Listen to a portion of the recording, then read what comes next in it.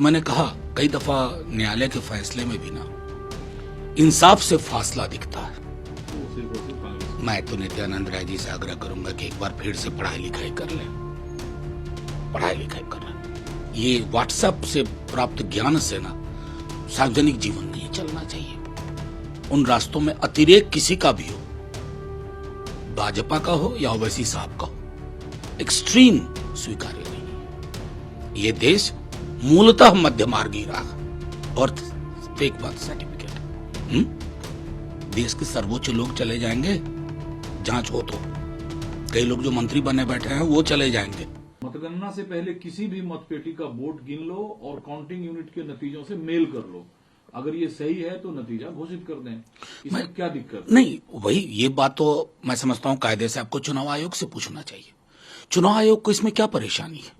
वो कह रहे हैं कि वीवीपैट जो वहां से स्लिप होकर सीधे नीचे जाता है वो हाथ में आए, हम मिलान करें और फिर डाल दें। उसको बाहर ले जाने की बात नहीं है। वहां एक अलग से आप वीवीपैट को रखने के लिए, उसके बाद काउंटिंग के पहले आप मैच कर लें कि वीवीपैट की गिनती और उस बूथ की गिनती अगर मैच कर रही है आगे बढ़िए। ये एक ऐसी डिमांड है ना जिससे भरोसा बढ़ेगा। क्या चुनाव आयोग नहीं चाहता है कि चुनाव आयोग की प्रणालियों में लोगों का विश्वास बढ़े? लोकतंत्र के लिए मैं समझता हूं कि ये सबसे मौलिक और महत्वपूर्ण चीज है। उन्होंने सुप्रीम कोर्ट संख्या की बात करा, 10 मतपेटी का मिलान करना है वीवीपैट से। बहुत मुश्किल नहीं है, ये बहुत ही आसान है। अरे हम बैलेट गिनते थे ना, 2-2 दिन 3-3 दिन में नतीजे आते थे दुनिया के तमाम देशों में। अगर चुनाव आयोग को लगता है, मैं बार बार ये बात कहता हूं कि चुनाव आयोग किसी मशीन का कस्टोडियन नहीं है, फ्री एंड फेयर इलेक्शन का कस्टोडियन है। और फ्री एंड फेयर इलेक्शन के लिए एक जब तक सामूहिक रूप से भरोसा नहीं होगा, विश्वास नहीं होगा, तो फिर दिक्कत होती है। और ये बहुत मैं समझता हूं कि आपको इसमें कोई अलग से व्यवस्था भी नहीं करनी है। छोटी सी कोशिश से लोगों का विश्वास बढ़ेगा। नाम जुड़ रहा है जिनके जरिए ये डील हुई है। उड़ीसा बीजेपी यूनिट ने सवाल उठाया है कि जांच की जाए, निष्कासित किया जाए। नवीन पटनायक को इस पे बोलना चाहिए। मैं तो सीधे तौर पर कहता हूं, मैंने कल भी कहा था, आप इस पूरे मामले को सॉप ऑपेरा में तब्दील कर रहे हैं। और निहितार्थ क्या? निहितार्थ है कि आप इस एमपी का नाम, उस एमपी का नाम, जो व्यक्ति जिसके एफिडेविट को, स्वर्ण एफिडेविट को आधार बनाया जा रहा, वो 96 घंटे पहले कहता है कि मुझ पर जो आरोप बीजेपी के उस सांसद ने लगाए हैं वो सब आरोप निराधार है। फिर कुछ दबाव आता होगा, कुछ और मैं समझता हूं दिव्य ज्ञान की प्राप्ति होती है और उनका स्वर्ण एफिडेविट आ जाता है। मैंने पहले भी कहा, वो अपने आप में नमूना है कि आज के दौर में अगर आप किसी शक्तिशाली व्यक्ति से लड़ रहे हैं तो आपको तैयार रहना होगा इस तरह की चीजों के लिए।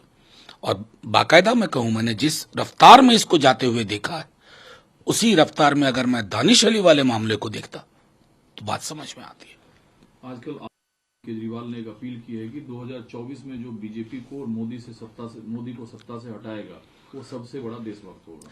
देखिए, ये मतलब उनका स्टेटमेंट है। मैं अक्सर एक बात कहता हूं, जब बीजेपी ने शुरुआत की थी 13 में कैंपेन की मोदी जी के नेतृत्व में, 13 के आखिरी में, उन्होंने कहा था कांग्रेस फ्री इंडिया, बाद में कहा अपोजिशन फ्री इंडिया। इस तरह की चीजें हिंसात्मक अपने निहित, उसका अगर अर्थ देखेंगे निहितार्थ, मैं कभी भी ये नहीं कहूंगा मुक्त वाली चीज नहीं, एक बहुत व्यापक पॉलिटिकल स्पेक्ट्रम है। हम सब अपने मुद्दे लेके जाएं। 9 वर्षों में इस देश के मौलिक मुद्दों पे चुनाव नहीं हो रहा, रेटोरिकल चीजों पे हो रही है। कोई कहता है मंदिर के नाम पे, कोई कहता है मस्जिद के नाम पे, कोई एक अंध राष्ट्रवाद को भी घोल मिल के रख देता है। असली राष्ट्रवाद वो होता है ना जब राष्ट्र की चिंता होती है। असली राष्ट्रवाद सिर्फ झंडा फहराने से नहीं होता है।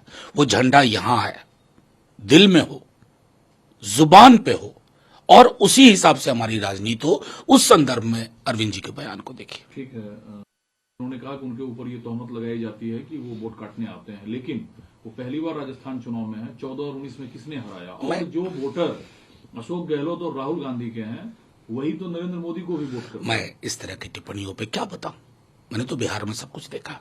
किसको समझा रहे हैं ओवैसी साहब? आज की राजनीति ना स्पष्ट है, रास्ते स्पष्ट।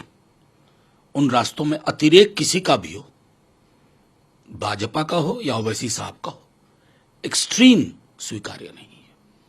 ये देश मूलतः मध्य मार्गी रहा, मध्य मार्ग की राजनीति होनी चाहिए।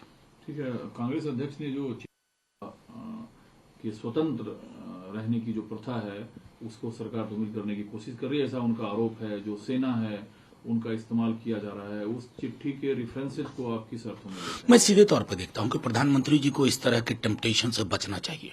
जो भी उनके सलाहकार है ना, वो उनको अच्छी सलाह नहीं दे रहे हैं।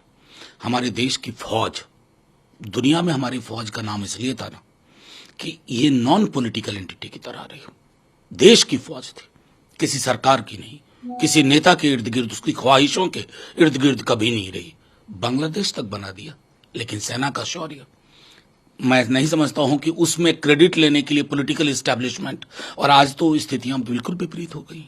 आप सेल्फी पॉइंट बनवा रहे हो, आप ब्यूरोक्रेट्स को प्रभारी बना रहे हैं। मतलब मैं समझ रहा हूं प्रधानमंत्री जी ये सोच नहीं पा रहे हैं कि जब वो छोड़ के जाएंगे सत्ता, कितना कुछ छत विछत कर चुके होंगे वो और उनके सलाहकार। मैं अभी भी हाथ जोड़ के विनती करूंगा, ब्यूरोक्रेसी, फौज, ये सब, इसका जो एक न्यूट्रल चरित्र था उसका सम्मान करिए। बिहार में अखिलेश यादव को अब कांग्रेस की पहचान समझ में आई है, जबकि कांग्रेस असल में बंटवारे के लिए जिम्मेदार है। गरीबी, दरिद्रता, नफरत, शांति, एकता को खंडित करना, ये सारे जो देन है देश को, वो सिर्फ और सिर्फ कांग्रेस की। मैं तो नित्यानंद राय जी से आग्रह करूंगा कि एक बार फिर से पढ़ाई लिखाई कर लें, पढ़ाई लिखाई कर लें। ये व्हाट्सएप से प्राप्त ज्ञान से ना सार्वजनिक जीवन नहीं चलना चाहिए। बंटवारे को पढ़ना होगा, उसके बाद आज तक देश ने क्या क्या हासिल किया वो जानना होगा, और जिस तरह की लोकतंत्र का डिपेनिंग हुआ, जो प्रगाढ़ हुआ, उसके लिए भी उनको क्रेडिट तो देना होगा। नहीं तो ऑटोक्रेट पैदा हो जाता 52 में, जो आज दिख रहा है। ये फर्क तो है। आजम खान के परिवार को खुद के या परिवार के सदस्यों की एनकाउंटर होने की संभावना जताई है। देखिए, आजम खान साहब के साथ जो हो रहा है, ये हमारे देश की राजनीति के दूषित चरित्र का परिचायक है। किस किस तरह के केस हैं भाई? बर्थ फेक बर्थ सर्टिफिकेट, देश के सर्वोच्च लोग चले जाएंगे जांच हो तो, कई लोग जो मंत्री बने बैठे हैं वो चले जाएंगे, लेकिन हाँ, आजम खान के लिए अलग नजीर, बाकियों के लिए अलग। तो मैंने कहा कई दफा न्यायालय के फैसले में भी ना इंसाफ से फासला दिखता है।